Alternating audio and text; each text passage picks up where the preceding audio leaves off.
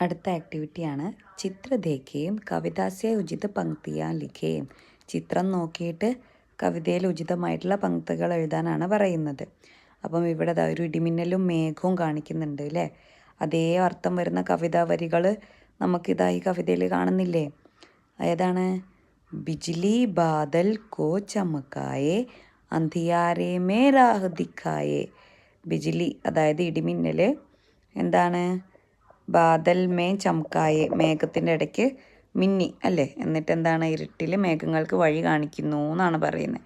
അപ്പം ആ രണ്ട് വരിയാണ് അവിടെ ആ ചിത്രത്തിനനുസരിച്ച് വരിക അല്ലേ. ഇനി അടുത്ത ചിത്രം തന്നിട്ടുണ്ട്. എന്താണ്? ആനയുടെ ജോഡിയുണ്ട്, കുതിരേൻ്റെ ജോഡിയുണ്ട് ഇല്ലേ. അപ്പം അതേതാണ് വരുന്നത് ഇവിടെ? പേടോൻ ജേസെ ഭേടോൻ ജേസെ ലഗത്തെ ജേസെ ചൽത്തെ ഘോടെ. അതെ അതെ, അതായത് മരത്തിനെ പോലെ, അതേപോലെ എന്താണ് ആനയുടെ ജോഡി പോലെ, അതേപോലെ എന്താണ് കുതിര ഓടിപ്പോകുന്ന കുതിരേനെ പോലെ, അതേപോലെ ആട്ടിൻ പറ്റങ്ങളെ പോലെ, അതേ അർത്ഥം വരുന്ന വരികൾ അല്ലേ. ഇനി അടുത്തത് ഇവിടെ നമുക്ക് മയിലിനെ കാണിക്കുന്നുണ്ട് ഇല്ലേ. അപ്പം അത് ഈ ഇവിടെ ഒരു 2 വരിയിൽ നമുക്ക് മയിലിനെ കുറിച്ചും വിശേഷിപ്പിച്ച് പറയുന്നുണ്ട്. അതേപോലെ പശുവിൻ്റെ ചിത്രത്തിൻ്റെ വരികളും ഇവിടെ ഉണ്ട് ഇല്ലേ. അതേതാണെന്ന് നിങ്ങളൊന്ന് കണ്ടെഴുതാൻ പറ്റുമെന്ന് നോക്കൂ.